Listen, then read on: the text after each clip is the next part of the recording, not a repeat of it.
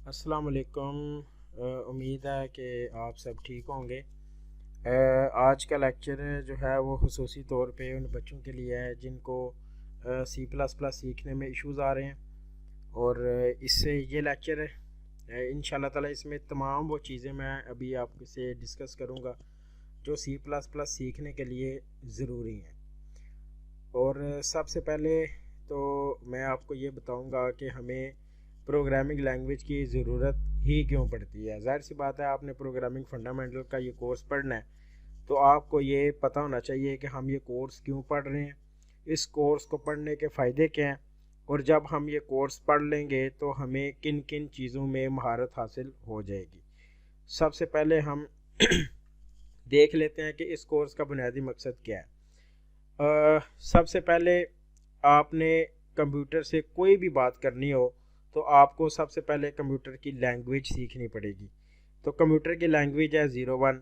जिस तरह हम क्लास में भी बहुत दफ़ा पढ़ चुके हैं कि मशीन लैंग्वेज के ज़रिए ही कंप्यूटर से बात की जा सकती है। और ज़ाहिर सी बात है, कंप्यूटर एक मशीन है जो बिजली से चलती है, तो बिजली की तो एक ही लैंग्वेज है। 0 का मतलब है ऑफ और 1 का मतलब है ऑन। मतलब कि 0 1 के अलावा कंप्यूटर को कोई भी ज़ुबान समझ में नहीं आती। तो इस ज़ुबान, अब ये ज़ुबान तो इंसान के लिए तो सीखना बहुत मुश्किल है, तो इसका आसान हाल ये निकाला कि उन्होंने इस लैंग्वेज को इंग्लिश में कन्वर्ट कर दिया। किस लिए कन्वर्ट कर दिया? इंसान की ईज़ी के लिए, मतलब कि इंसान बहुत आसान तरीके से जो है ना वो उसको सीख सके। तो इसके लिए उन्होंने कंपाइलर बनाया। मतलब कि आपने कोई भी लैंग्वेज, मतलब कि सी प्लस प्लस का कोड आप लिखते हो इंग्लिश में, वो आपकी समझ में तो आता है मगर मशीन की समझ में तब तक नहीं आएगा जब तक आपने उसको मशीन लैंग्वेज में कन्वर्ट नहीं करना। तो सबसे पहले हम इसको मशीन लैंग्वेज में कन्वर्ट करेंगे। मशीन लैंग्वेज में कन्वर्ट करने के लिए हमें कंपाइलर की ज़रूरत पड़ती है। जिस तरह हम क्लास में डेव सी प्लस प्लस के बारे में पढ़ चुके हैं, तकरीबन बहुत सारे जो स्टूडेंट है वो डेव सी प्लस प्लस का यूज़ कर रहे हैं, कुछ स्टूडेंट जो है वो विजुअल स्टूडियो कोड का यूज़ कर रहे हैं। ये आपके ऊपर, आप कोई भी कंपाइलर यूज़ कर सकते हैं। तो इतना तो हमने भी जान लिया कि हमें अगर हमने कंप्यूटर को कोई चीज़ समझानी है, कंप्यूटर को अगर कोई चीज़ समझानी है तो हमें उसकी पहले लैंग्वेज सीखनी पड़ेगी। वो तो पॉसिबल नहीं था, तो इसलिए हमने सी प्लस प्लस सीखनी है ताकि हम एक प्रोग्राम राइट कर सकें, और प्रोग्राम को हम मशीन लैंग्वेज में कन्वर्ट हमारी ज़िम्मेदारी नहीं है, वो किसकी ज़िम्मेदारी है? कंपाइलर की। दो चीज़ें पता चलें कि कंप्यूटर की ज़ुबान है मशीन लैंग्वेज जिसको हम 01 कहते हैं। दूसरे नंबर पे अगर जो हम सी प्लस प्लस सीखेंगे तो सी प्लस प्लस को कन्वर्ट करने के लिए हम कंपाइलर यूज़ करेंगे जिसका नाम है डेव सी प्लस प्लस या विजुअल स्टूडियो कोड। इन दोनों में से कोई सा भी आप एक कंपाइलर जो है यूज़ कर सकते हैं। तो सबसे पहले हम ये एक वेबसाइट है जो मैं रिकमेंड करूँगा आप लोगों को। इसी वेबसाइट, ये बहुत अच्छी वेबसाइट है, इसमें काफ़ी अच्छा मटेरियल जो है वो सी प्लस प्लस के हवाले से मौजूद है। तो आपने सिंपल गूगल सर्च पे लिखना है W3 स्कूल सी प्लस प्लस। तो ये पूरे का पूरा एक कोर्स जो है वो आपके सामने पहला ही लिंक आएगा, इसको आपने ओपन कर लेना। ये मैं वीडियो के नीचे दे दूंगा, आप उधर से भी डायरेक्ट इसको ओपन कर सकते हैं। तो सबसे पहले थोड़ा सा तारुफ हम इसका देख लेते हैं। C plus plus is a popular programming language. Programming language जैसे ही आप जिधर भी आप पढ़ेंगे ऑटोमेटिकली आपने समझ जाना है कि अगर हमने कंप्यूटर को कोई भी चीज़ समझानी है तो उसके लिए हमें प्रोग्रामिंग लैंग्वेज की ज़रूरत पड़ती है। प्रोग्रामिंग लैंग्वेज के बगैर हम कंप्यूटर से बात नहीं कर सकते। उसको अपनी जो भी हमने उसको बताना है या समझाना है वो हम नहीं समझा सकते प्रोग्रामिंग लैंग्वेज के बगैर। तो सी प्लस प्लस किस लिए यूज़ होती है? ये कंप्यूटर प्रोग्राम लिखने के लिए यूज़ होती है, और ये बहुत ज़्यादा यूज़ होने वाली लैंग्वेज है जिसको हम गेम डेवलपमेंट में भी यूज़ कर सकते हैं। बहुत से लोगों ने टेकन 3 गेम खेली होगी, play station 1, play station 2, play station 3, जितनी भी गेम्स वो हम खेला करते थे बचपन में वो सारी की सारी सी प्लस प्लस में ही डेवलप की गई थी। तो हम इसको जो है वो स्टार्ट करते हैं। क्रॉस प्लेटफॉर्म लैंग्वेज है, इसका मतलब है कि हम इसको किसी भी प्लेटफॉर्म पे रन कर सकते हैं, ठीक है। और ये हाई परफॉर्मेंस एप्लीकेशन के लिए यूज़ होती है, उन एप्लीकेशन के लिए जहाँ पे हमें वेट ना करना पड़े, फ़ौरन हमें रिस्पांस चाहिए, तो उस एप्लीकेशन में हम सी प्लस प्लस का यूज़ करते हैं। ये स्टार्टअप ने इसको डेवलप किया था और ये सी लैंग्वेज की ही एक एक्सटेंशन है। मतलब कि जिसको सी लैंग्वेज आती है इसका तकरीबन वही सेम टू सेम सिंटैक्स है थोड़ी सी लाइब्रेरीज़ का फ़र्क है, बाकी ये सेम टू सेम वही है। तो C++ give programmers a high level of control over system resources and memory. अब इसका मतलब क्या है, ये आपको डायरेक्ट कंट्रोल दे देती है सिस्टम रिसोर्सेज का कि आप अपनी मर्ज़ी के मुताबिक सिस्टम के रिसोर्सेज को यूज़ कर सकते हैं। इसलिए सबसे ज़्यादा यूज़ होने वाली लैंग्वेज है ये एम्बेडेड सिस्टम के लिए। एम्बेडेड सिस्टम क्या होता है, जिसने एक ही काम बार बार करना होता है, जिस तरह माइक्रोवेव ओवन है, ये ऑटोमेटिक वॉशिंग मशीन्स हैं, ये एक्सरे की मशीन्स हैं, या CT स्कैन की मशीन है। ये जो एम्बेडेड सिस्टम होते हैं इनको कोड करने के लिए C++ मोस्टली यूज़ होता है। क्योंकि इसलिए यूज़ होता है क्योंकि हमें ये कंट्रोल सिस्टम का पूरा दे देता है, हम अपनी मर्ज़ी से सिस्टम को चला सकते हैं C++ को यूज़ करते हुए। तो अब हम इसको जो है वो इसका छोटा सा पहले सिंटैक्स को देख लेते हैं। ये इंशाल्लाह ताला इस वीडियो के अंदर ये हर बच्चे के लिए इम्पॉर्टेंट है। अगर किसी को बिल्कुल C++ नहीं आती तो वो ये वीडियो देख के बिल्कुल उसको सीख सकता है। इसमें एडवांस चीज़ें भी मैं बताऊंगा, बिल्कुल बिगिनिंग से मैं स्टार्ट कर रहा हूँ, ठीक है। जिनको इशू आ रहे हैं C++ सीखने के, वो इस वीडियो को देख के C++ को अच्छे से सीख सकता है और समझ सकता है। तो ये सबसे पहले तो आपने इंस्टॉल करना है, कोड ब्लॉक इंस्टॉल कर लें या डेव C++। मैंने जो इंस्टॉल किया हुआ वो डेव C++ है, उसको आप ओपन कर लें। ये सिंपल आप डेव C++ लिखेंगे, उसका सेटअप आ जाएगा, उसको आपने सिंपली इंस्टॉल करके रन कर लेना। इस तरह आपके पास जो है वो स्क्रीन ओपन हो जाएगी।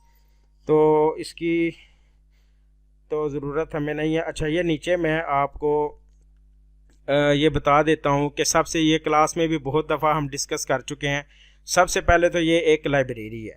लाइब्रेरी के अंदर सारे का सारा कोड जो हम कीवर्ड्स इस्तेमाल करते हैं, जिस तरह ये इंट है, मेन है, सी आउट है, रिटर्न है, ज़ीरो है, ये सारी की सारी चीज़ों का भी एक मतलब है।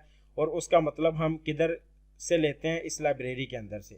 मतलब कि इस लाइब्रेरी के अंदर ऑलरेडी वो सारी चीज़ें उन्होंने लिख के रखी हुई हैं। और ये इंट मेन का मतलब ये है कि इस मेन फंक्शन से ही वो प्रोग्राम जो है वो रन करना स्टार्ट होता है। और इंट का मतलब है, इधर हम वाइड भी लिख सकते थे। वाइड इसलिए लिखते हैं कि अगर हमने कोई भी चीज़ उसको रिटर्न नहीं करानी तो हम वाइड लिखेंगे। अगर हमने कोई इसको वैल्यू रिटर्न करानी है तो हम उसको इंट लिखेंगे। अगर हमने इंटीजर रिटर्न कराना है तो इंटीजर लिखेंगे। अगर हमने फ्लोट वाली वैल्यू रिटर्न करानी है तो इधर फ्लोट लिखेंगे। क्योंकि मोस्टली हम इसको बंद करने के लिए ही यूज़ करते हैं मेन फंक्शन को, तो रिटर्न ज़ीरो ही कराना होता है, तो इसलिए हम इसकी जो डेटा टाइप है वो इंट रखेंगे। अब डेटा टाइप क्या है? डेटा टाइप वो चीज़ है कि कंप्यूटर को एक ऐसी मशीन है जो बिल्कुल डल है, उसको हर चीज़ आपको बतानी पड़ेगी। तो हमने उसको ये भी बताना है कि जो डेटा इसमें रिटर्न होगा मेन फंक्शन के अंदर वो होगा ज़ीरो, मतलब कि इंटीजर के अंदर वैल्यू आएगी। इसलिए उसको पहले वैल्यू बताइए और फिर मेन फंक्शन है ये मेन फंक्शन वो वाला फंक्शन है जो जिधर से प्रोग्राम रन होना स्टार्ट करता है, ठीक है। अब जैसे मैं बोल रहा हूँ, मेरे बोलने वाला फंक्शन एक्टिव हुआ है, ठीक है। इसी तरह ही हर कंप्यूटर के अंदर, हर C++ के प्रोग्राम के अंदर एक मेन फंक्शन ज़रूर होगा। मेन फंक्शन क्या होगा? जहाँ पे उसकी सारी की सारी वर्किंग हो रही होगी।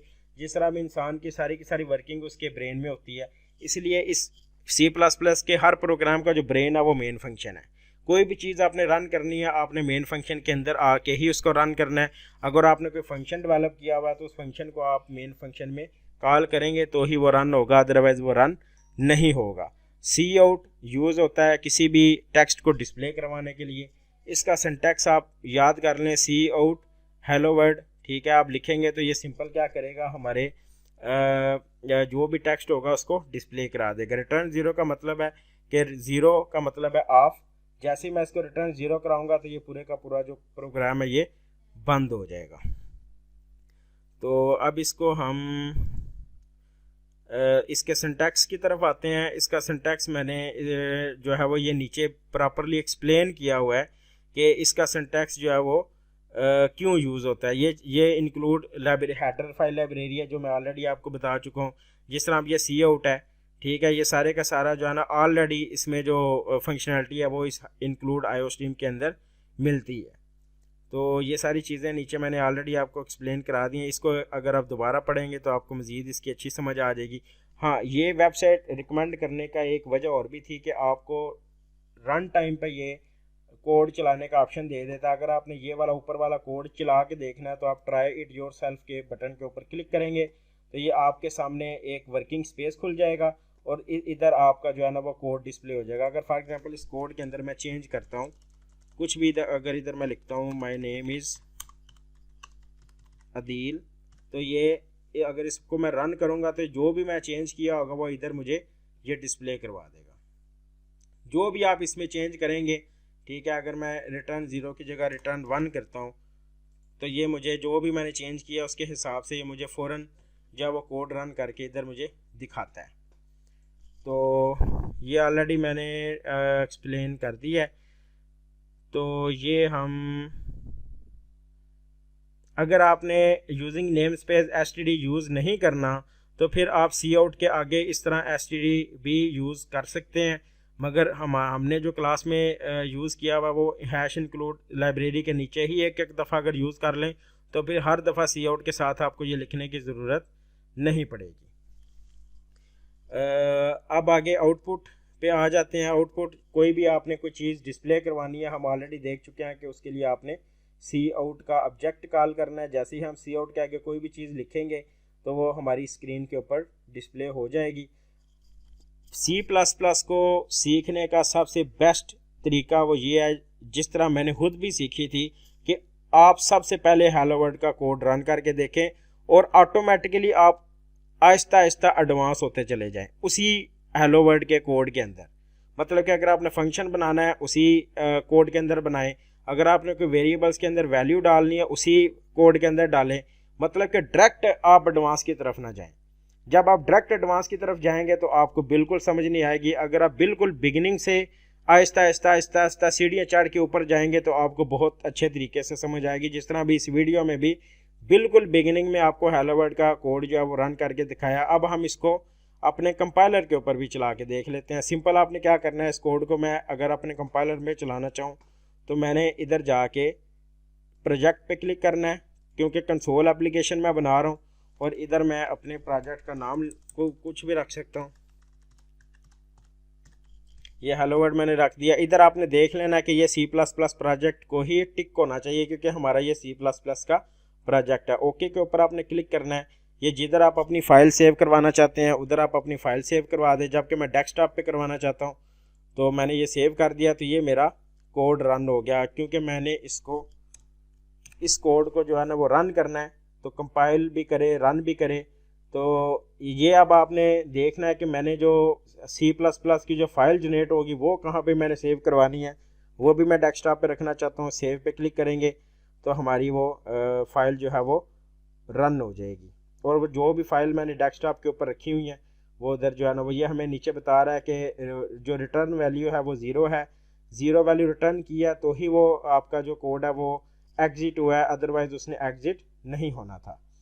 तो ये उसके नीचे उसने टाइम भी बता दिया। ये हेलो वर्ल्ड जो भी अगर आप इसमें चेंज करेंगे वो इसमें चेंज हो जाएगा। आपका जो भी आप इसमें कोई भी चीज़ डिस्प्ले करवाना चाहते हैं वो आपकी डिस्प्ले हो जाएगी। सिंपल तरीन अभी हमने ये देखा है कि C++ के अंदर कुछ भी आपने डिस्प्ले करवाना है उसके लिए सिंपल आपने पहले लाइब्रेरी लिखनी है, फिर मेन का फंक्शन बनाना है, फिर आपने सी आउट के आगे वो टेक्स्ट लिखना है, तो आपका वो टेक्स्ट जो है वो डिस्प्ले हो जाएगा। इसके अलावा कुछ भी नहीं आपने करना।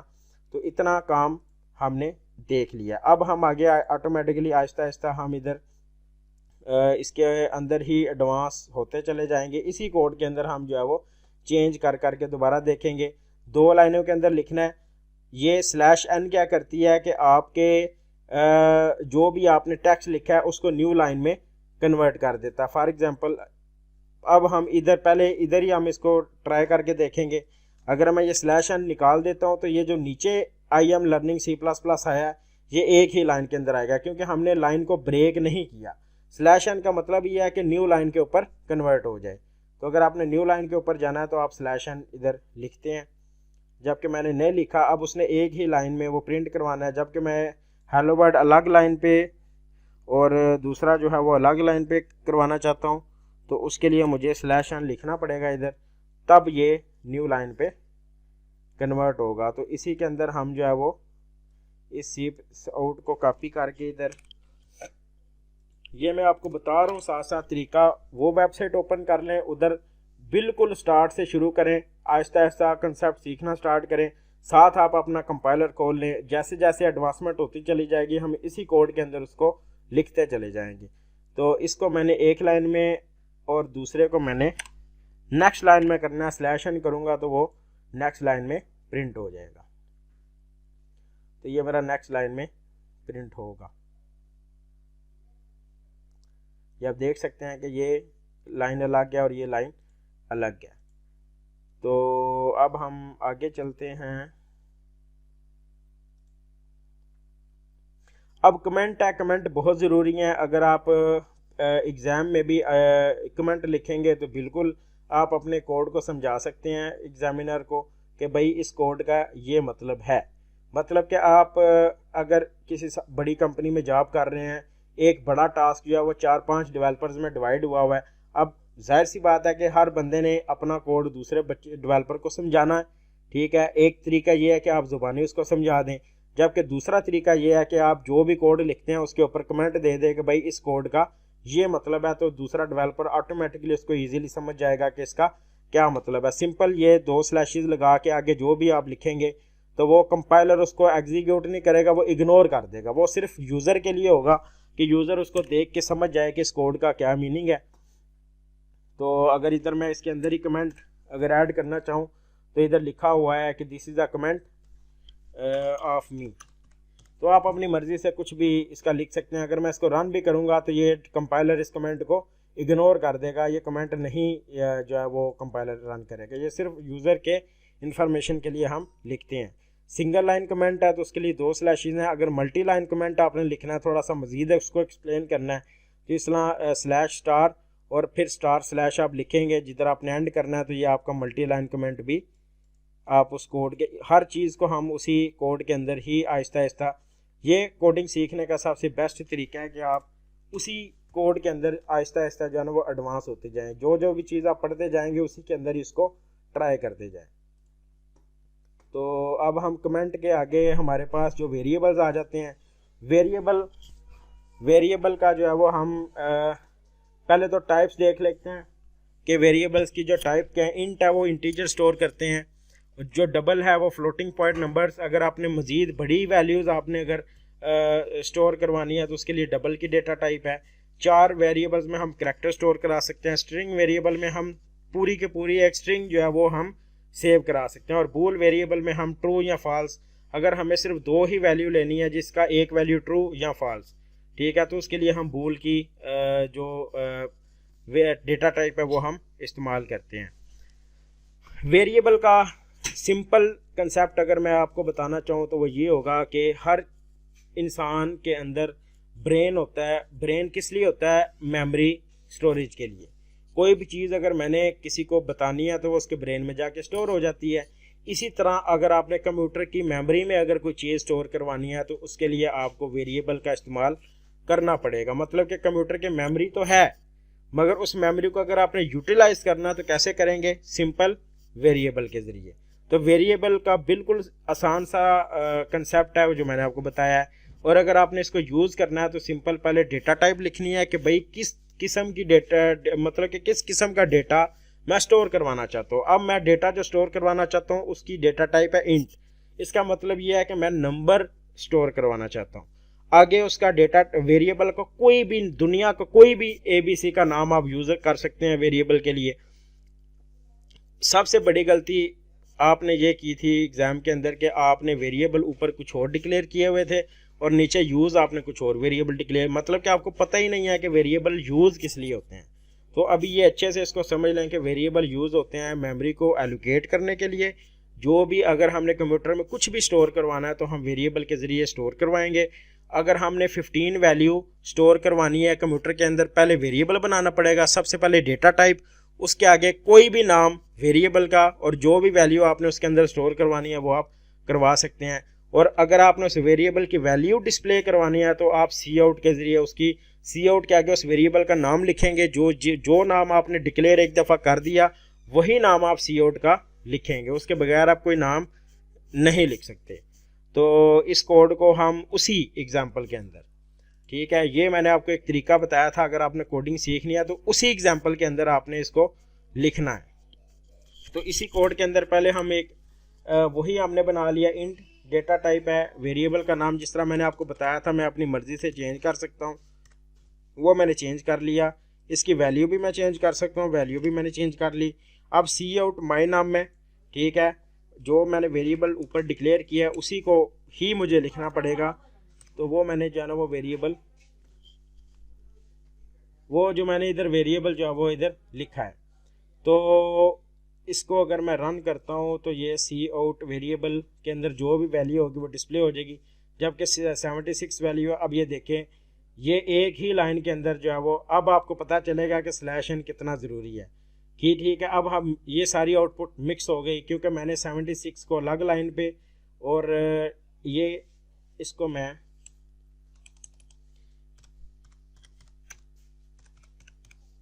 कुछ भी लिख सकता हूँ, फर्स्ट लाइन, सेकंड लाइन, जबकि मैंने इसको अलग लाइन पे ऊपर प्रिंट करवाना है तो मैं इधर सिंपल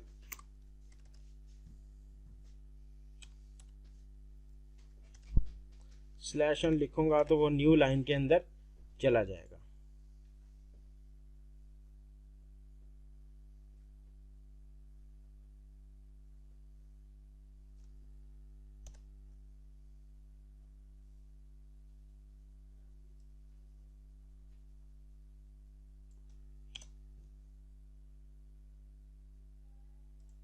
इसका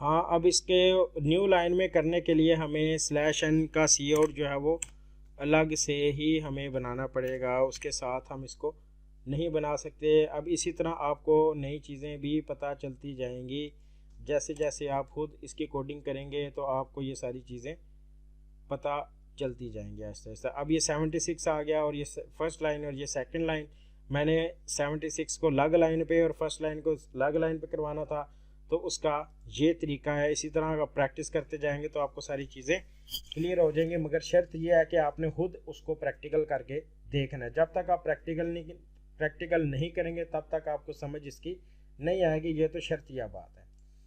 तो ये हमने वेरिएबल को देख लिया। फिर हम नीचे मुख्तलिफ, हाँ, अब इसमें ये है कि ये भी बहुत अच्छा नॉलेज है कि ओवरराइट जो वैल्यू है ये हो जाती है सी प्लस प्लस के अंदर। अगर आपने एक ही वेरिएबल के अंदर पहले 15 वैल्यू स्टोर करवाई थी और आप नेक्स्ट वही उसी वेरिएबल में एक न्यू वैल्यू आप स्टोर करवा देते हो, तो वो अब जो पुरानी वैल्यू है वो ओवरराइट होके न्यू वैल्यू के अंदर कन्वर्ट हो जाएगी। फॉर एग्जांपल जिस तरह मैंने आपको प्रोजेक्ट बनाने के लिए कहा हुआ है, तो प्रोजेक्ट में अगर आपने वैल्यू को अपडेट करना है तो आपने कुछ भी नहीं करना, सिंपल उस के वेरिएबल के अंदर दोबारा अगर आप वैल्यू स्टोर करवाएंगे तो पुराने वाली वैल्यू ऑटोमेटिकली डिलीट होके न्यू वाली वैल्यू में कन्वर्ट हो जाएगी। तो ये एक सिंपल सा कंसेप्ट हमने देख लिया।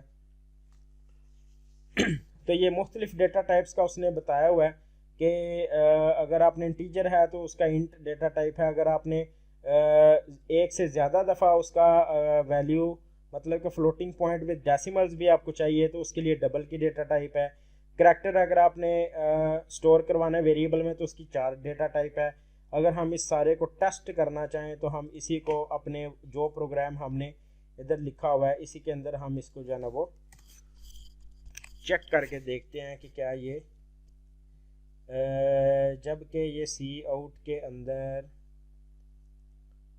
डिस्प्ले नहीं होगा क्योंकि ये सिर्फ और सिर्फ, हम उधर ही इसको रन करके देख लेते हैं।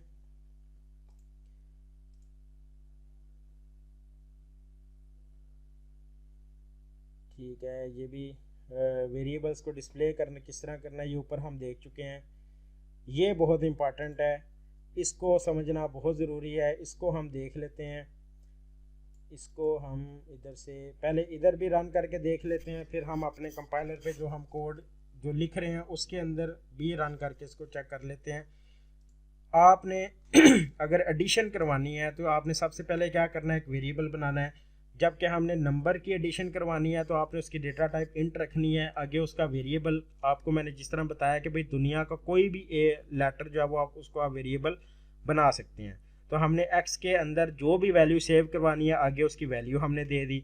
वाई और एक और वेरिएबल हम, क्योंकि हमने एडिशन करनी है तो हमें दो वेरिएबल्स बनाने पड़ेंगे, दो वैल्यू हमने अलग-अलग स्टोर करवानी है, इसलिए हमें दो अलग-अलग वेरिएबल बनाने पड़ेंगे। तो हमने अब ये तीसरे वेरिएबल की ज़रूरत क्यों पड़ेगी, क्योंकि अगर हमने एडिशन करवानी है तो उन दो वैल्यूज़ को हमें प्लस करवाना पड़ेगा। पहले तो हमने वो दो वैल्यू मुख्तलिफ वेरिएबल्स में स्टोर करवा ली, फिर हमने एक तीसरा वेरिएबल बनाया उनके सम को उस वेरिएबल के अंदर स्टोर करवाने के लिए।